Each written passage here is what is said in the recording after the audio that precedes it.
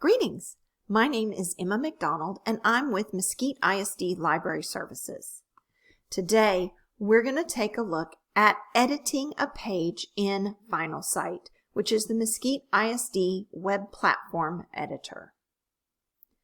Remember, to access FinalSite, go to the bit.ly/edit-MISD website 20. This is case sensitive, so make sure you enter the capital letters as you see them on the screen. Once you have logged into FinalSite, you should be in Pages. From here, navigate to the new page that you have created. To edit the page, click the gray Compose button at the bottom until it turns blue. Here you will see certain elements in gray. The header, which includes the banner, the left navigation, and the footer are all gray. Those are elements that you should not edit. Those require a different method for editing. Only edit the area that is outlined by the thick light blue line. Within the thick light blue line, when you mouse inside, you will see Add Element. You will also see click here to add content. Every time you create a new page or you add a new element, content, especially if it's a layout, content is one thing that is added automatically. You do not have to keep it. If you wish to trash that, click the trash can. However, having an content element at the top will keep other elements from butting up or showing up right underneath your top banner. So it will add a little bit of space, which is a good thing. Click Add Element to add new elements. You will see that you have Standard, Module, Layout, Social, and Shared. The only two you want to focus on are Layout and Standard. Layout gives you the option to choose different layouts for your page. This is the organization of your page and is really something that you need to consider as you are thinking about what content you will be putting into your page.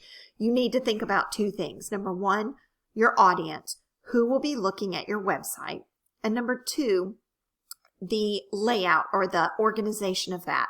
How can you organize the content, the information, the pictures, the data, so that the people who are going to view your page, who's your audience, can find what they need quickly and easily? I like to think of the layout as the bones or the skeleton of your website. The content is then added to those bones to flesh it out, which is what makes your web page look different from anyone else's. The different layout features you have are a 2-column equal layout so that they are the same size, a 2-column wide left, 2-column wide right, 3-column layout, and 4-column layout. You also have an accordion and tabs.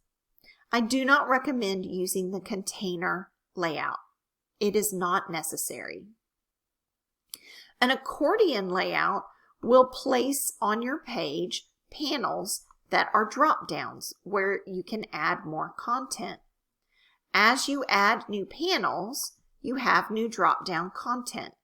This is a great way to add lots of information to your site without having to add a lot of new pages. Another layout element that you can add that does something similar are tabs. In the tabs layout, you add new panels going across. As you click on the new panel, you have new information. Within that panel, you can then add a 2- or 3-column layout to further organize your information. You can always delete the initial content that's added when you add a tab or panel layout. So as I click on different panels, you'll see that whatever I add changes as I click from panel to panel. The same happens with Accordion. I can also place a tab element within an Accordion. Notice that I have a tab element below. I can click and hold and drag to move it up into the panel. So when I close the panel, the tabs disappear. When I open it, the tabs reappear. In this way, you can embed one layout within another to help with your organization.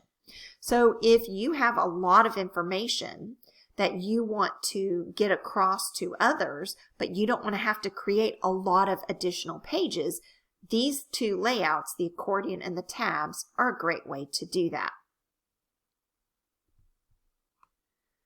So in this panel, we have 3 columns. When I click Add Element to Column, from here, I want to choose Standard and Content.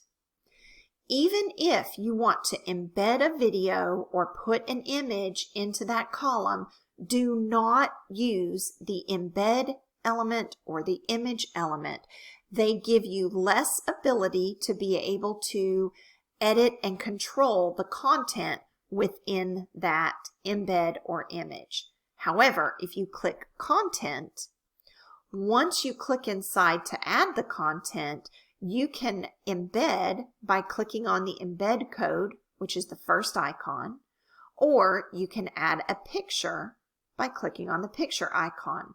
You can then align it, you can put captions under it, you can resize it. There's so much more you can do when you add it within the content element. So that is my recommendation, is to use content.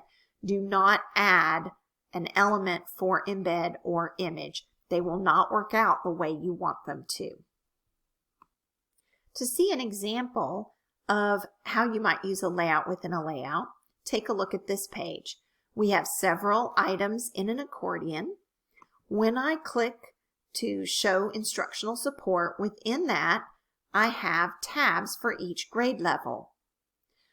Under the Kinder tab, we have 2 accordion panels for items that Kinder teachers might find useful.